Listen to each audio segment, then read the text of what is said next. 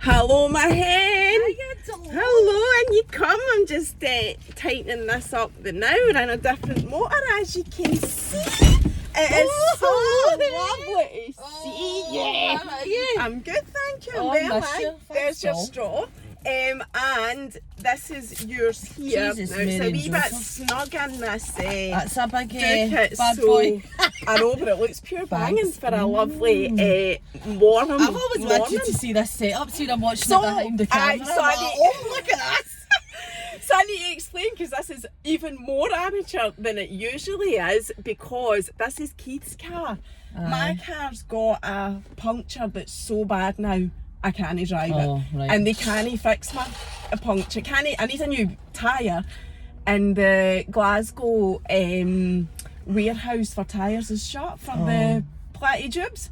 So Jubes. I know, it's so funny. We need tyres, people. I know. So I'm like, that means that anybody that gets a flat tyre this weekend is fucked in Glasgow, because you can't get a tyre. So this is, thankfully I've got Keith's car. But anyway, this is a different setup. I usually have it with a support underneath it, the camera, so that you can drive and it stays steady, right? But with this car, because of the shape of the dash, I can't do that. So that's why I had to say You look quite good, don't we? Look at it. I know, when it's sunny and the lighting's good, the natural light does make you look better, I must admit. You don't need any help, doll. Oh, thank you. No, neither do you. But thanks. So that's why we had to sit. I can't actually drive anywhere because it would wobble all over the place, so that's why we're sitting. But anyway, how are you, hen? I'm Get your alright, drink, didn't you? I know. I'm quite nervous. I'm like, Are you? I don't know why. Claire Walshy. I know. People, my question box, my suggestion box, I was telling you this, was full of people. I mean, there was hundreds, but yours was quite popular. Was So, it? aye, that's what I was saying to you. So loads of people wanted to see you here. But do you know, I was thinking, I've not followed you from the beginning. I did, like all the home accounts. I've only really discovered that last year. Aye.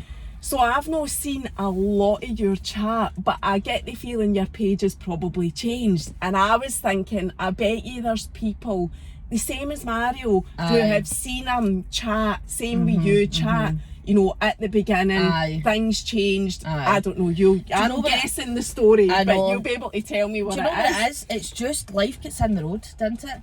And for me, like, see on Instagram, I always will and always want to be so true to myself that it's actually cringeworthy sometimes.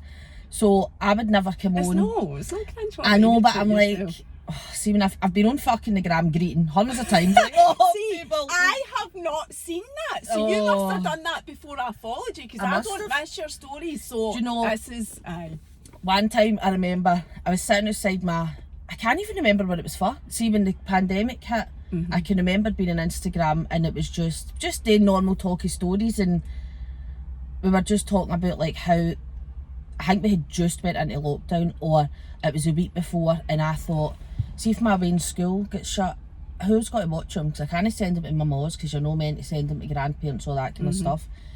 And I was ill, fucking ill, right? It was awful. It was horrific, and it was just the unknown for me. Like, I've got severe control freak issues, so it was just the unknown. And I can remember being on the gram just doing talky stories and then greeting, and I was like, Claire, hold it together. And know that way you start your stories and you're like, right, I'm alright. And then the minute you start talking, you're like but I'm such an emotional person. Like, I'm just, my emotions, it's all my life. I can remember when I was away and saying to my mum, I just wish I'd cared less.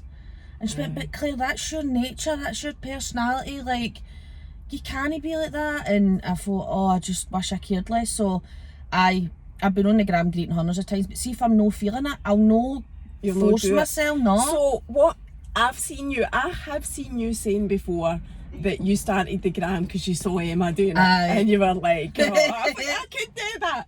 Is that why you started it? Was there any other reason, you know, like, because would you class yourself as an influencer? Nah. Although you have got over this is No. here. You have got over 10,000 I know followers. that's the official, and you isn't it? do. Aye. Well, I don't know what is the official. Is it? So See, apparently after 10,000 you're officially, because that's, remember there used to be the swipe up thing on Instagram, but now it's like a wee link everybody can put on. Aye. So after 10,000 you used to get a swipe up. And that's what classes you as an influencer. Aye, because you're influencing people to buy shite on the gram. Which, I mean, but so I struggle with it in my mind what an influencer is, because I think there's a narrative out there about what an influencer is, and I don't feel like that's what I am. So I just think, I think you're more an influencer than me, because you purposely go out and make content that you feel people need to see. Like, you put thought in it. I do, because I enjoy really doing it. Thank you. And but I don't promote products very rarely. Aye, right, so that's okay, why, I know what you but mean. That's what the narrative influencer is. Right, that's okay. so that's, but it's not. I mean. know you're right. I am classed as an influencer. I'm not at 10k, but I'm still. That's what I you do do. stuff. To, influence people. I would hope my good way. It's like putting out the stuff that people don't really talk about. A kind of mindset and stuff like that, and a conversation, and rather than people normalising conversation. That is what I'm trying to do. But anyway, so when you started it, was it a hobby? It was never to be an actual influencer. No, it was just, you know what it was? I was totally sucked in with the cleaning community, like everybody has been after Mrs. Hinch and all that jazz. And then I started following Maro, and I'm like, oh, there's a Scottish guy doing it. Followed Emma, pure scheme mall, like always. And I thought, like, she's dead funny, like, but she's hilarious. She's dead. So's Mario. Aye, like, so are you.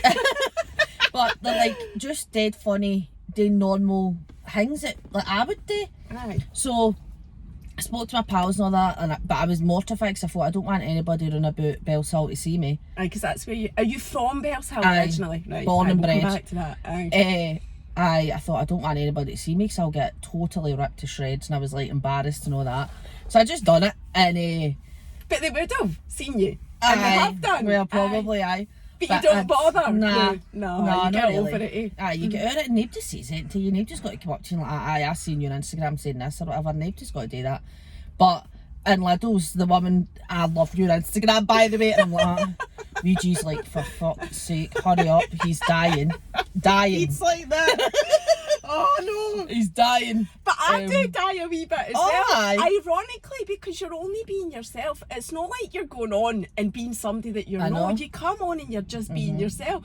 But there's something about, but also, see if somebody's seen me and I got home and they messaged me and say, I seen you but I didn't want to say hello. That's worse, I feel. I'm like, please don't do that. Please just say hiya. I know. So you can't actually win. And by the way, see, when I had like 2,000 followers or 3,000 followers, people used to stop me on the phone I was and say, the same. I watch you on Instagram, you're dead funny. I remember being in TGI's one time and I was dying, dead hungover, right? And I'm lying there like this, eating my dinner, and this woman came, leaned over the table and was like, Big Mama. People just say Big Mama. I watch you on Instagram. I was like, oh, thanks very much. She walked away, and that was the first time ever, and I wanted the grun to swallow me. Because I looked like I'd been dragged to a bush. The thing that worries me the most is, like, me and Lola fight like fuck. Whether it's in public or whether it's in the car house, or whatever, or in the house, we fight like fuck. And we've had some bad arguments in Primark especially, and I've came on my stories and just opened up to it because I'm like, somebody's going to have fucking seen me. Going, see you! I know! I'm going to frog match you here right now, because I don't care who sees me. See, when Lola's been an arsehole in a shop or out in public, honestly, Claire, I'm not one of these folk that's like, oh, can I earn my dirty washing? And I'm like, see you, see if you don't wrap it, and I don't care who hears. Good, that's what it should but I now worry that, but like, what if somebody sees me and knows me and it's the talk of the place, But then I think, well, fuck it, there isn't a mall out there who doesn't feel like that. There isn't. And I feel, but so that's I worry. The thing, like, you know how you see influencers and all that, right? And actually, see, when I was thinking about what we were going to talk about, I thought, like, I want to say this, right? Aye. So, and a lot of people on Instagram, like Emma and all that stuff, I started it because I seen everybody doing the cleaning thing. Mrs. Hinch was obviously massive, like she still is. And I thought, but nobody does it council style. Nobody does it scheme style. So No, I need to butt in here. I need to butt in. Because there's even more scheming in council than you do. And I believe I'm that. Because I don't buy, as you know, I tried it. I don't buy Lenore and the scent beads. Oh, Fucking, that is snobsville. I know. You lived down Spam Valley if you were buying that gear. Aye. And I cannot, Claire, get used to that. And I bought that stuff and I tried it.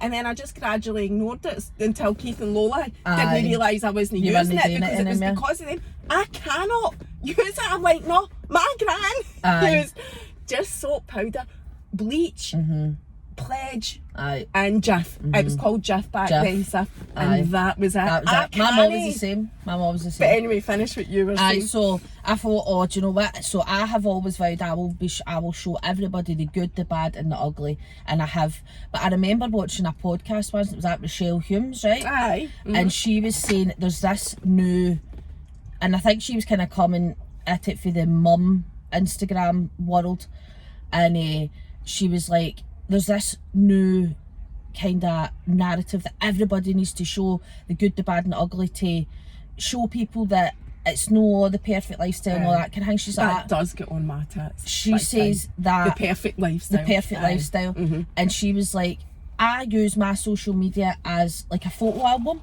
She's like, I want it to be the best of the best. See, when my Wayne's rolling about having a tantrum, I don't get my phone out and go, oh, look at the state of her having a tantrum, oh mums, we're all the same. She's like, I deal with it at the time, and I thought, do you know what, that's quite true as well. Aye. So see, as long as everybody is true to themselves and does whatever the fuck they want, who cares? Aye. I do think there is a line as well. Whilst we all want to be, well, most of us that I speak to, we all want to be realistic. We want to show the real side of it because that is life and it's relatable, and we do need to normalise that type of stuff.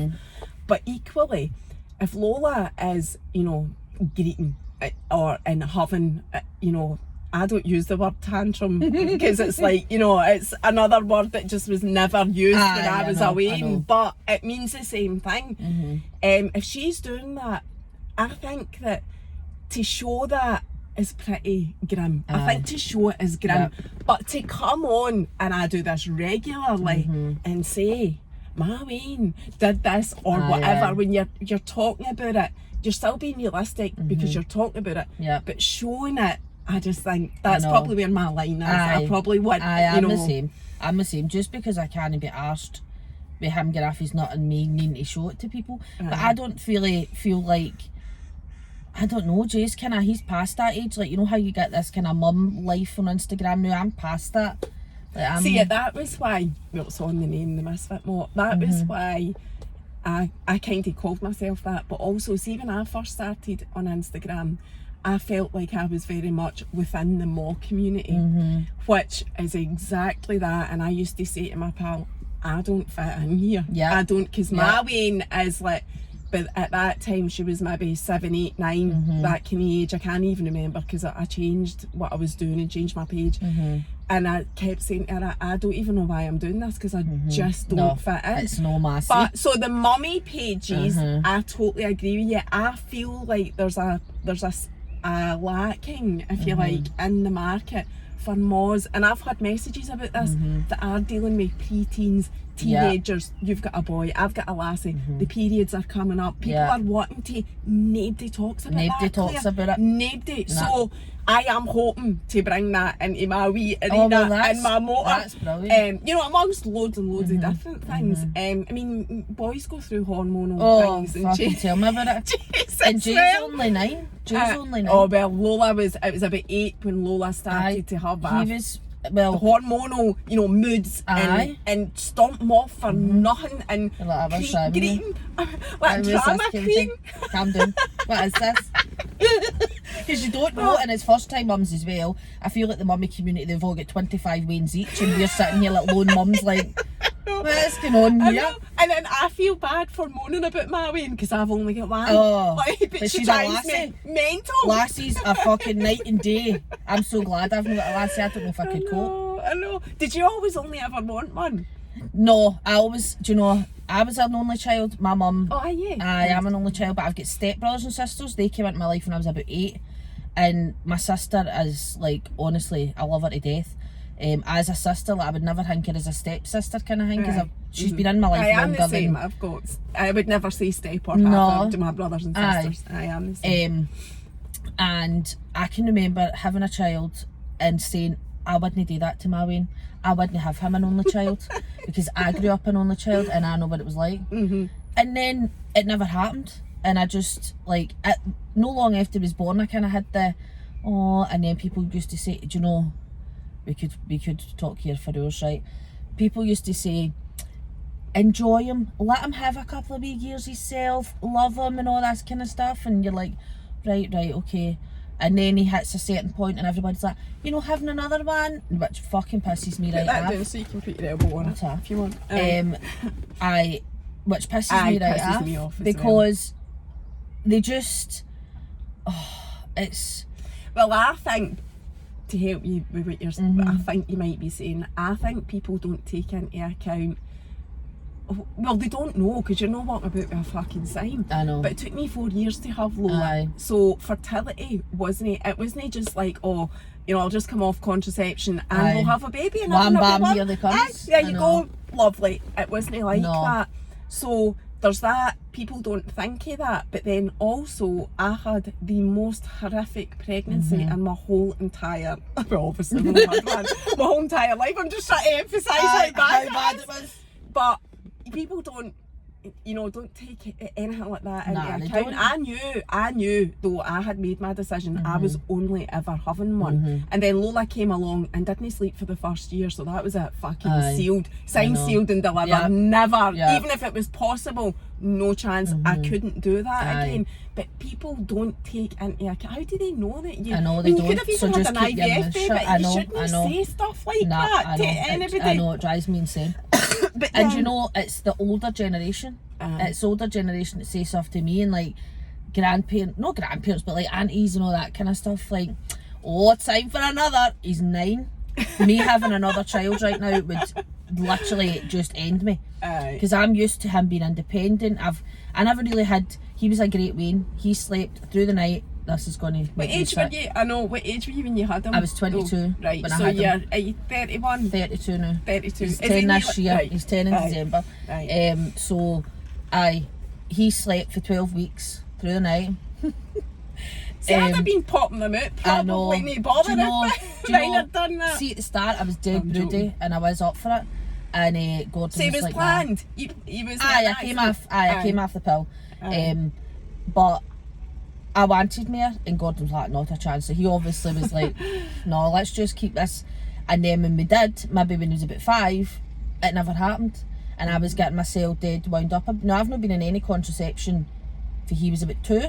So 8 years, I've been on nothing. And I've never felt pregnant. It's no for me. See, and there's another thing, Claire, that people don't talk about, don't say. I mean, you don't actually need to be actively trying. And what I mean by that is like checking when you're ovulating and counting the days and I did all of that. I was doing that road as well before I had Lola, and it was actually one of the reasons I'd already decided that if I didn't fall pregnant and there was something wrong, that I wasn't going down the road of IVF. Right. Because if you're anything like me, I was fucking obsessed So was I. with ovulating, never mind going on an IVF pill. I know. I just thought it would have absolutely destroyed me. Aye. And I know, total hats off to the people that do it. Oh, definitely. Absolutely. It needs to be acknowledged as a major, you know, what even is the word? It's such a huge thing to take on in your life. To go down that road, I wasn't fit for it. No. I knew mentally I wasn't fit for it. No. So if I'd never had Lola, I definitely wasn't going down the IVF. Do you know, my mum had IVF 3 times to have me. Really? 3 Are you an rounds. IVF baby? No. No, you were then She stopped and she went, nah, no for me, and she fell pregnant after she stopped. 3 times she'd IVF and it failed.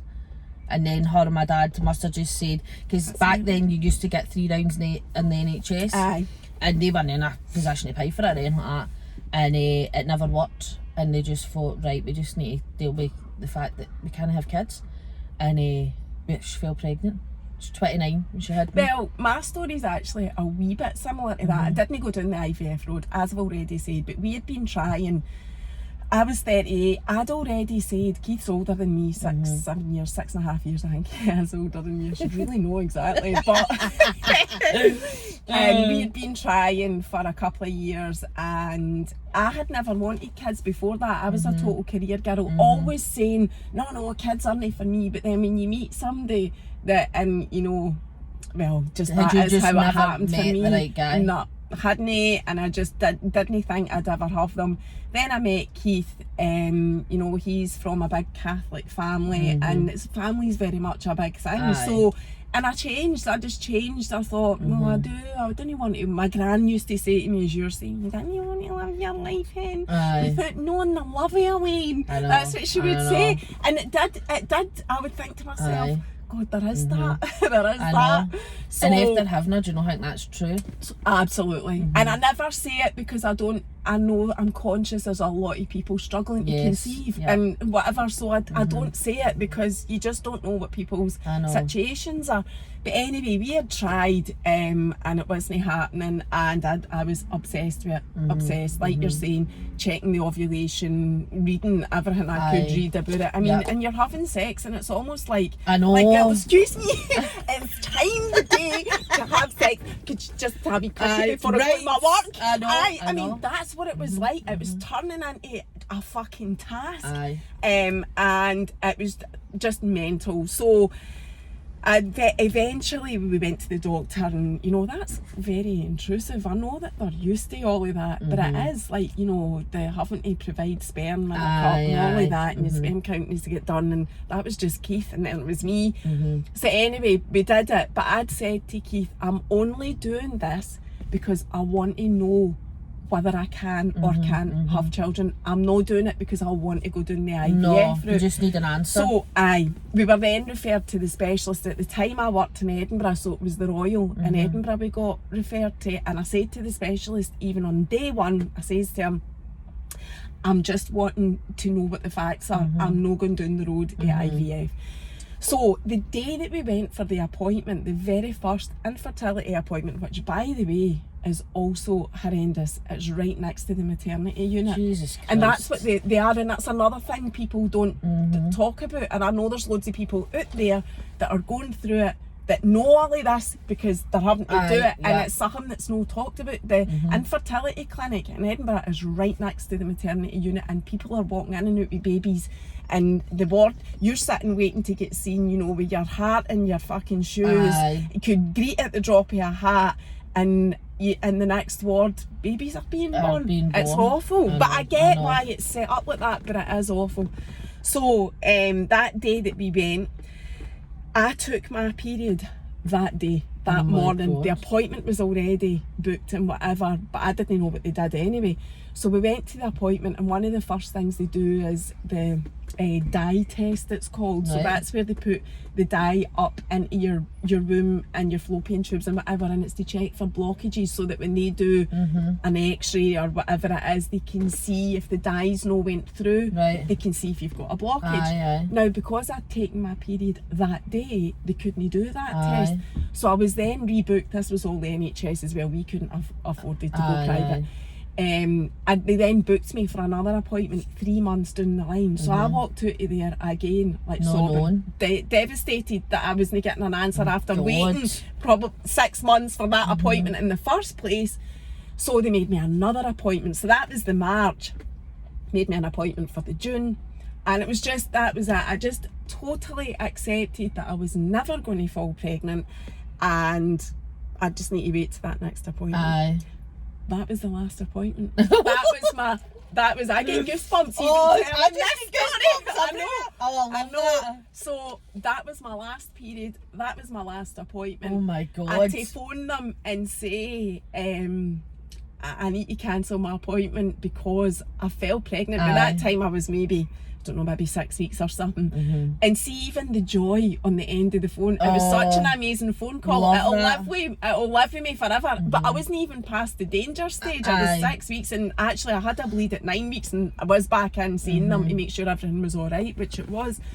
But I suppose the reason I'm telling that story is that it gives hope. You know, that was 4 years. Me and Keith went for the first infertility appointment, and then it turned out I was pregnant right after that. So there is hope, but it is something that isn't talked about. So I think saying to somebody, oh, when are you having another one? I think talking about babies and children and that with your pals is totally fine. And us talking this and saying, oh, did you never want any? There's ways to say it. Yeah, there is. And when it's a conversation, it's fine, but it's no when you put a wee video or a wee, like, I share my memories on Facebook and it'll be, oh, time for another. Like, fuck off, he's 9. No, it's no time for another. But not just that, but like, I've not been on, I mean, they want you to say, just to let you know, I've not been on contraception for 9 years and never happened. Like, I know. Don't be so insensitive. Do you know what, it's just, I always said, I got to that obsessive stage probably about 3 or 4 years ago. I was like on it,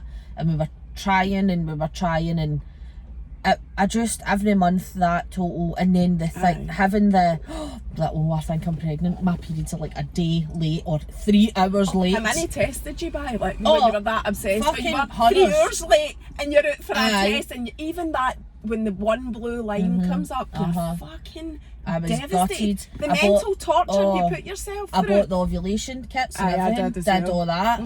And you know, I used to do that. I think I did it 1 month, and I did it for 15 days of the month, and never once did I get that wee smiley face. So I don't even know if I'm ovulating.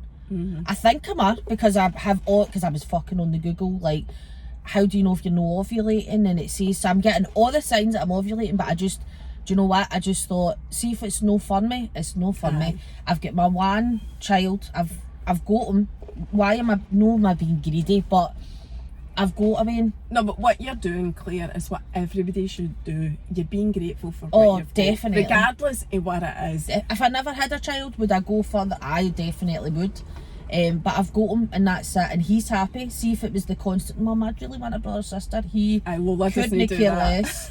Could not care less. I agree with that. He's got hundreds of pals. It's not as if he's lonely. I think, I don't know if this is just because I have only got the one, but I feel like only having one child right now in this society is a bit weird. Nah, people don't do it. I know. Loa's the only child in our class. One. I think. No, she's not. That is a lie. There's two. There's two. I don't know much of Jay's pals that are only children. It's just like a said thing, and there's a very, like, me and Gordon aren't married either, and Jay's started to be kind of like, when are you getting married? Why have you not got my second name? But for me, it's just the society and the culture that we're in is so fucking tunneled into a certain life and a certain family life that you're meant to have. And it's just like, what the fuck is the point? I know, and that is another thing that gets right on my tits, is the society-driven narrative of what's right and wrong, and it's fucking so You get married, wrong. You have 2.5 kids, and then you're good to go. You're now a functioning member of society. And I'm here, unmarried, bought a house though, so I may as well be fucking married to him. And we had the wedding, and that's it. I don't even, personally, none of that crosses my mind. Even though I am married, but I have only got one wedding. But I just don't even give it a thought now. It's such a draconian way to think that you should be married before. But I feel like we kind of went, through my lifetime, we kind of never bothered about that, and it's everybody's living all free, and then we've got to the new, and I'm like, if you don't have more than one child, and it's just kind of like, it's expected. I don't know, it just I do me. think, now you're a Lanarkshire lassie, same as me, North Lanarkshire, and Bells Hill's a kind of wee villagey type place, the same as Hart Hill was. I do think, and I don't want to offend anybody by saying this, but it is how I feel about coming from Hart Hill and what my life was like there, that there was very much in the villages, it's more like that. I felt I think Hart Hill's like a bit know. That is very We could village say a lot mentality. more. I mean, if I was still in Hart Hill, I'd have been chucked out by now, let's be honest, right? But, you know, I do feel like when I think about my gran and my grand sister and that family, I do feel that that was very much a life of, you know, you need to make it look good to everybody. You need to, you know, your washing needs to be on the line, and it needs to be, you know, clean and white, and cause you can't have anybody talking about your washing. And you need to be married before you have weans, and you don't get divorced. Oh, that didn't happen. You don't get divorced, and you know, just, do you know what I mean? It's like, and if anything ever happened, like instances, my gran would sometimes be fucking mortified. And it was like, how do we hide this for society and kid on it's not actually really happening? So from my point of view, my personal experience, as much as, you know, there's a lot of good things about growing up in my village, it is that belief of your life should be, or it was back then, lived a certain way, and it's exactly what you're saying. The people on the outside. Because and inside there's a shit show going it's on. all fun to fuck on the inside, but it's that whole, you know, it's everything's fine, Jean. I met Jean up the cooperative and everything. I was just saying to you that you're going to be the gala queen. You know, it's like, because I was the gala queen. Mary's the gala That's queen. what they called me. My Mary's the gala queen. Put the bunt in it. You know, meanwhile, we need to go and get her dress. In the meanwhile, she's got the fucking brush with your hair, like, fucking come on. You will get your hair up, my bobble. So, that is exactly. Oh, I'm laughing because it's so fucking It is so true. It is so true. So, I do think that, we've smaller places, in my experience, that's you go into the cities, or, you know, we moved to Livingston and it was much more, things were way more acceptable. You know, I don't, it's like, even Bellsall's quite, it's not as bad, I don't think, as it maybe used to be, but there is still some of the generation that is. And I think as well with social media and Facebook, that gives these absolute fucking roasters an outlet now of, look what I got my child, and in reality they can't afford a fucking loaf, but they've got, they're weighing this, oh look at this, and you know you are a fucking roaster. I know what's going on behind the doors, and what is this, because it's dead embarrassing. I'm like, no. When you know somebody, see, when I worked in the bank, and it's very typical, it's not just about wee villages actually, because see, when I worked in the bank in Edinburgh, there'd be people on the bones of their arse financially, right, struggling to make ends meet with the messages. Even back then, I know it's grabbed the news well, but back then, and they'd come in and say, yeah, I need to speak to you about my finances, I'm really struggling, can you help me? And you'd sit down with them with a bank statement and you'd be like, right, you're paying £85 for Sky, right? And you'd be like, see if you like cancel that, that's an extra 85 quid. No, I need my man needs his football. We need the football, didn't we, Jimmy? We need the football. And you'd be like, to God, man. Right. So it's that. It's similar to that, and I think it's just mental. It's mental that what people think is their priorities and what isn't. But anyway, so you grew up in Bells Hill and playing out in the streets and going out to play, and you can't. Well, can you do that when you're wee? Do you? Well, see, we were now, we used to be in a flat, right? And me and my sister were actually talking about this the other day, and we were at the fair.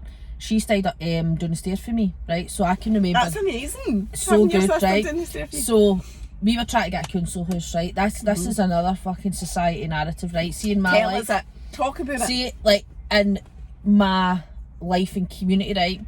You get your man and you get a council house, right? You normally end up doing the dual scheme, which is rough as fuck. It's coming up in the world though, and that'll be your first wee flat, right? So me and Gordon had I'll call him Gordon just for the sake of. I didn't even know that was his name. I know. Luigi. See, when I do my captions, it always comes up Luigi because they. So I call me Luigi. Anyway, so we rented a wee flat. It was a cracking flat, and then fell pregnant. how are we going to afford this? We were £425 a month in a private let. So I was like, right, we need to. So we moved in with his mum when we had Jake to try and get a council house, right? Aye. So I got the phone call to say, right, we've got you a flat in the dual scheme. I was like, oh fuck, I just need to do my time in it, don't I? No, I didn't even get to see it. The woman, so that was the council, and then Clyde Valley, which is just a housing association, phoned me. Aye, that's who my grandsister's with, the Aye, Clyde Valley. The Clyde Valley, huh? And they phoned me, and they were building new flats, and they're like, we would like to offer you one of the new flats. And I was like, I was driving, and I was like, right, wait a minute. I'd pulled out the motor. And they're like that, up at Moss End, but my sister had already been offered it, right? And I was like, I was feared to tell them that was my sister, because I thought they might think, oh, we can't have two in the one family in these new flats. So I'm just like, that would be absolutely fantastic. It's like, so how have I been offered these? She said, oh, well, you were top of the list for that place, so you've been offered it. I went, brilliant. Went to see it. So my sister stayed down the stair for me, and it was amazing. We stayed there. She had another wean, so she had to get another house, and when she moved out, I was devastated. Oh, you would. Never even went down and helped her, and I know she'll fucking black that bastard and help me, but I couldn't. Said I was just being greeting. So right, I was so emotional. But we were talking about that the other day, how I loved my wee flat. Like, everybody was running about you, like, see if anything happened, you know, because we all moved in together. Like, all the people who went in very first were all brilliant.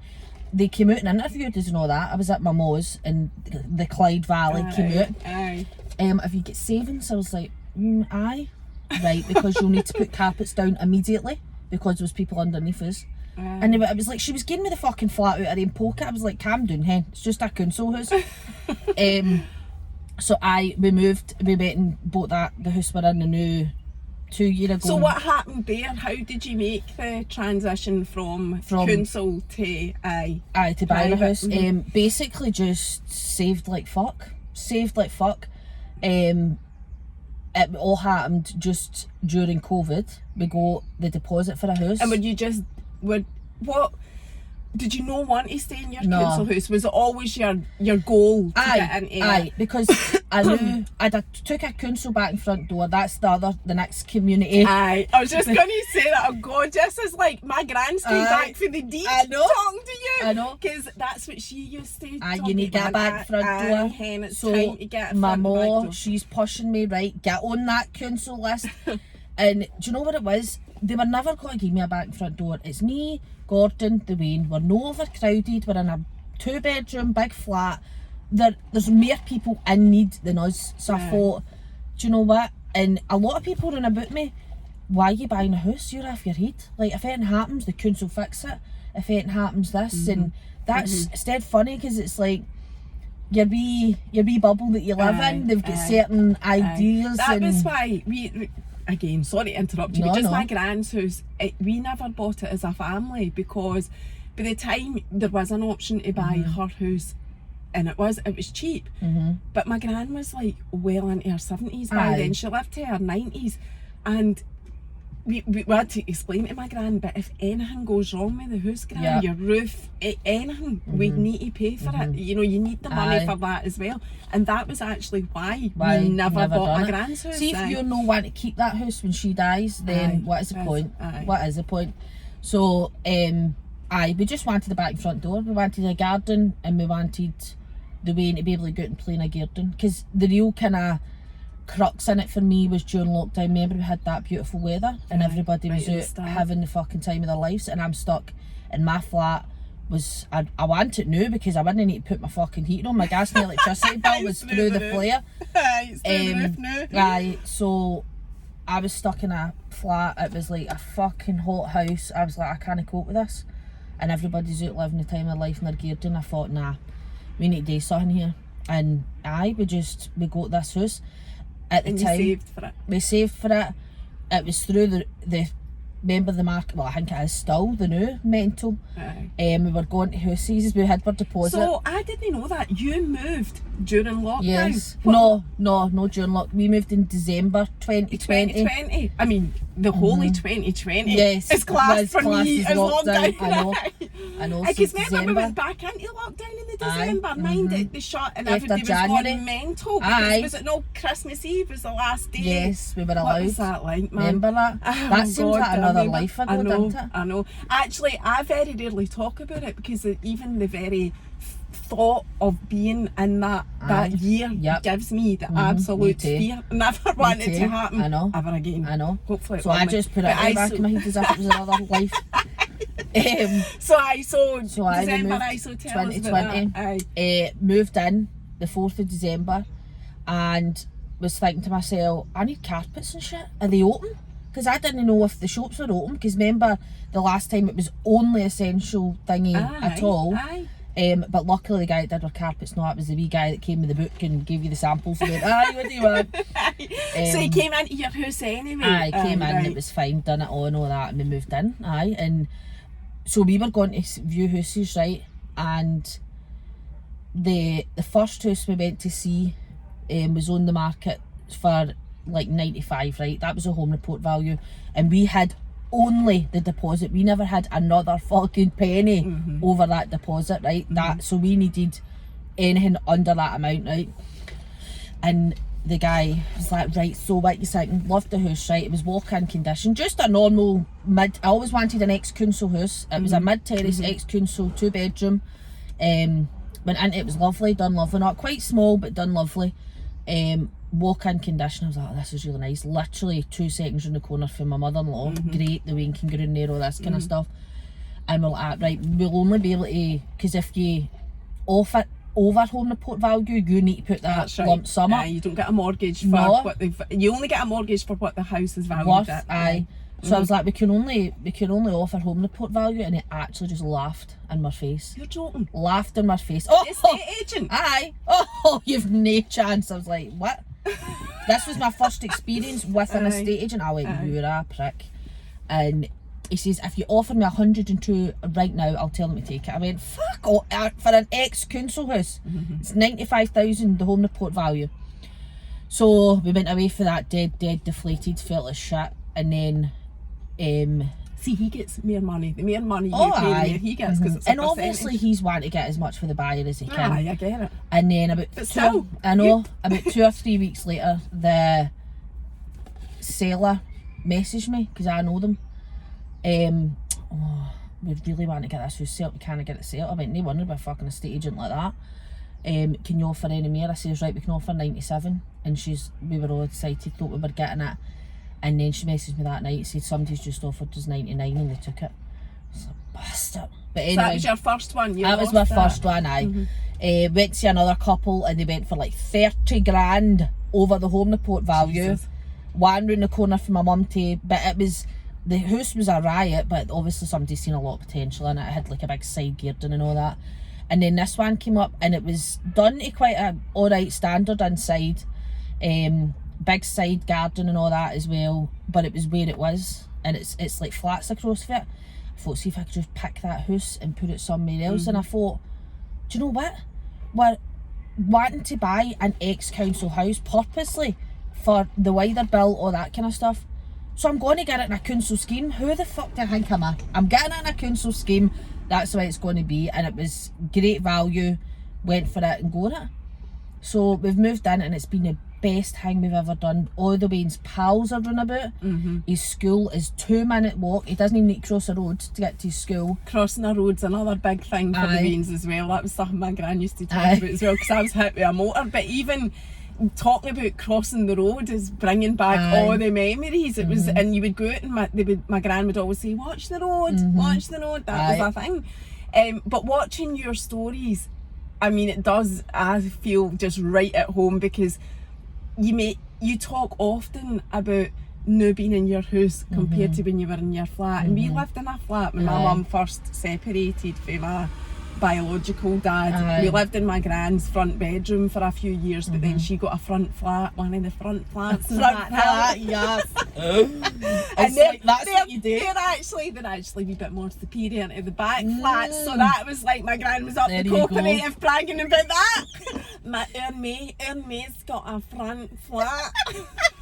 It's a fucking council flat. Love it. So I totally get that as well. So when you're talking about that, like, brings back my childhood. When you're talking about my son in the flat and the man in the house, got a back front door. I know. Claire got a back front I'm like, door. it's just brings me right back. But anyway, I'm conscious time. I want to ask you about your personal development. There's hundreds we could talk about, Claire, but there's a couple of big things that are quite prominent on your page, and one of them is your personal development, and that's when I connected with you last year. I'm going to remind you, I think Emma must have tagged you in one of her stories. Again, I didn't know who you were at all till that point. I clicked on your page and I clicked on your stories, and you were on one of your, like, you know, rants about I can't be dealing with folk that fucking think they're this and that, and you need to take a look at yourself. And it was along these lines of, and you then went on to say, I've been feeling shit, and I've talked about it, it's been going on for a while, and I haven't been on here because I've been feeling like shit, and I'm going down a personal development journey myself along. And I was like, and I messaged you straight away. I just totally clicked with you. I was like, oh my god, I love you. I've just watched one story and I'm like, that's it, we need to be pals. And you followed me right back. But see, the personal development thing for me personally as well is that it's been a massive thing for me, and it's probably what's brought me out of a mentally dark hole. In fact, it has for a lot of years now. I mean, I've been doing it for a lot of years. Similar to you, I do like the alternative therapies, if that's the right thing to call it. Just a bit, I like the stuff that's a bit different to what mainstream would tell you what you should be doing or whatever. So I just wanted to ask you about that. Probably links into your mental health, what you did to get yourself kind of, or keep yourself, it's not get yourself, because we're always on a constant journey. Oh, definitely. But just keep yourself I'm on a sliding scale of fucking mental. Feeling alright this week? Mental. And do you know what as well? I'm trying to remind myself that a lot of the time with me, it's my hormones. Like, I could set a clock in the month when I'm going to go off my tits. Like, there's like there's that balance. And so, like, that's how people might think I'm weird. Remember I seen you at that the fair, that's the first time I met you at the holistic fair. I got loads of, so did Lola. Lola's right into it. Oh, she loves it. I love watching the crystals. I know stories when she's got all stuff. But that's what, do you know what I just felt? I need to do something to pull myself in. It's all just about being dead aware of your own feelings and emotions. So I got like so how did you get into it? When was the first kind of realisation of this is for me, or I like this, or whatever? And you've got your wee moon earrings. I've got my wee moon earrings in. I've had these for ages. Take a look at TK Maxx. Oh, I love TK Maxx. Oh, we could talk about TK Maxx. I know, but we'll not. TK Maxx. So I'm trying to think. I can't really pinpoint when exactly it was. One of my pals is after school with all stuff like crystals, and she had a really my best pal had been best pals for years, if I was born actually. She's had a horrific time with depression and mainstream drugs and all that. She was on the highest dose of antidepressants at one point in her doctor's surgery from all the patients, and she came off them. She thought, this isn't my life, I'm not doing this anymore. And she was a massive, I thought, see if she can pull herself back for what she's been through. I just thought, how the fuck can I know?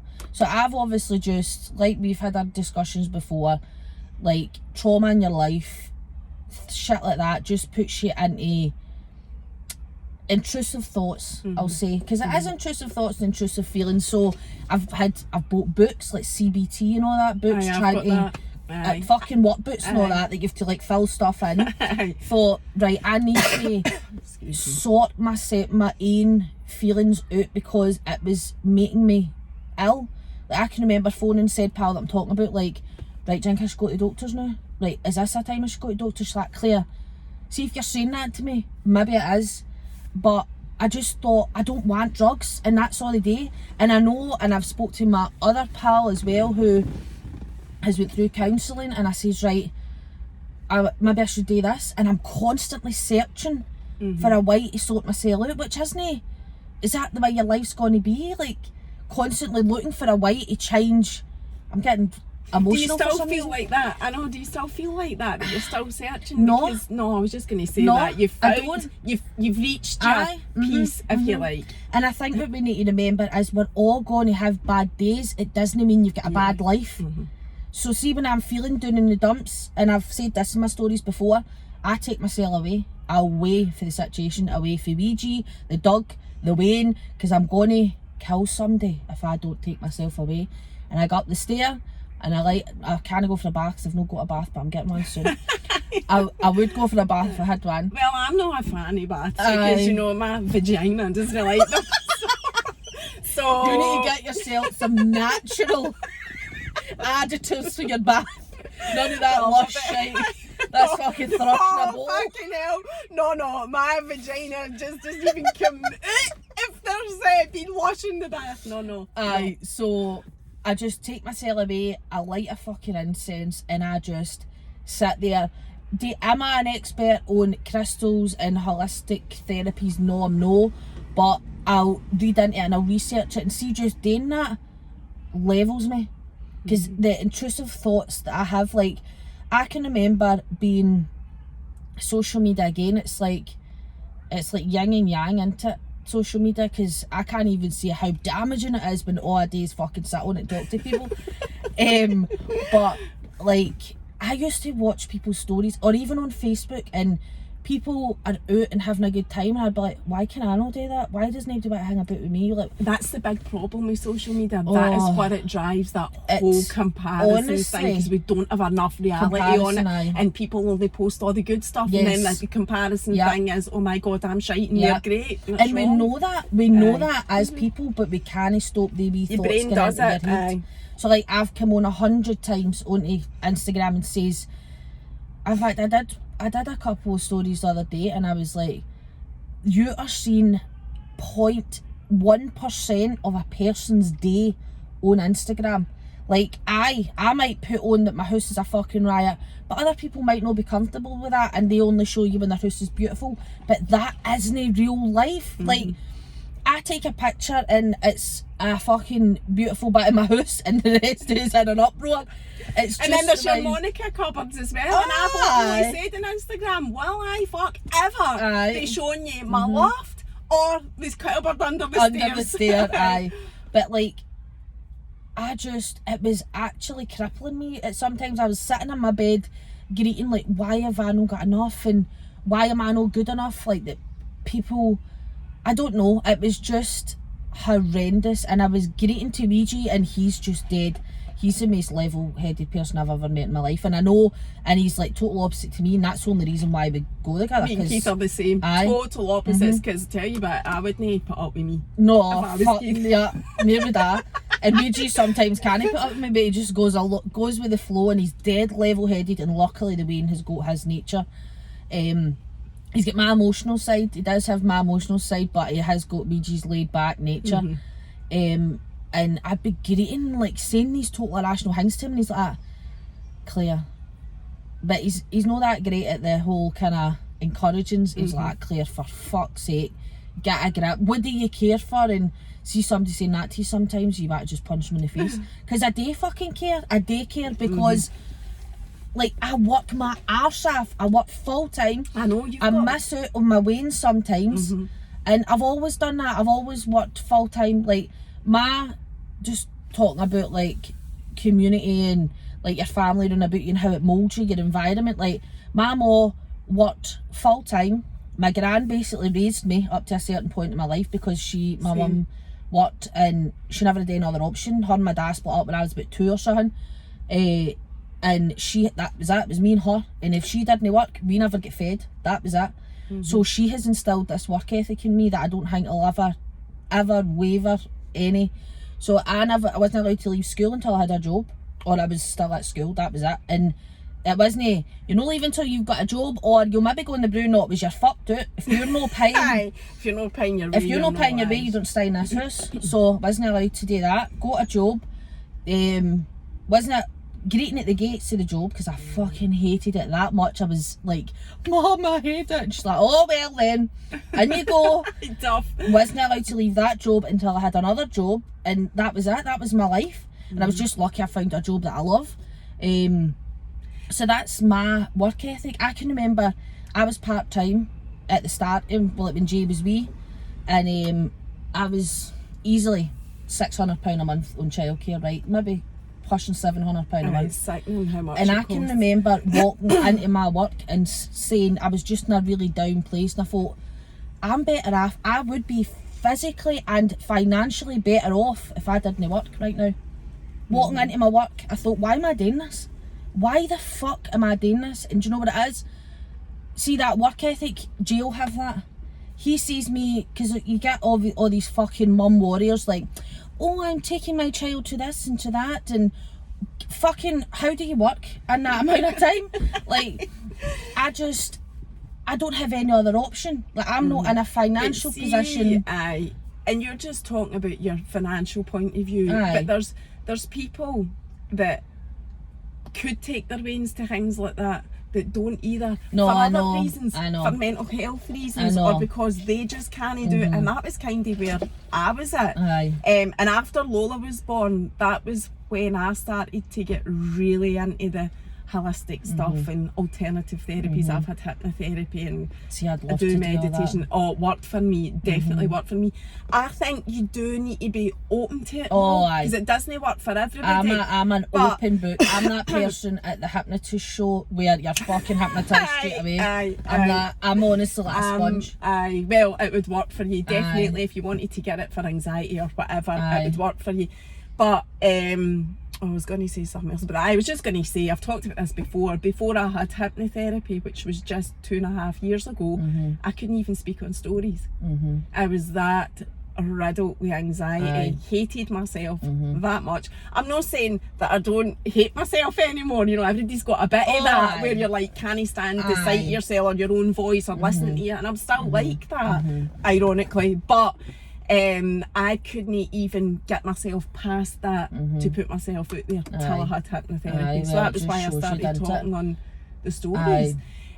So the mental health thing for you, just to finish on then, was what keeps you on an even keel now is everything that you do with your... Total, I think, would I call it maybe just self-care? Like, that's why I went into like the spiritual side and the crystals, and even when it comes to like all the witchy shit, like reading things and with the lunar cycles and all that, because definitely the moon cycles fuck with me. Like, I'm like, oh, we're in retrograde. I can feel it. And when there's a new moon, I'm new going, moon. oh my god, that's what's wrong with me when I see people talk about that. I can remember messaging you Emma can once. laugh about it, but I can't. Oh, it fucking 100%. does it to me. Messes with me. Aye. She put something on Instagram saying there must be something, and I messaged her, yep, it's Gemini's new moon, you're fully fucked with it. But that's what it is, and it totally, and see, just having that self-care and like being able to switch off, it totally, I just look at it as a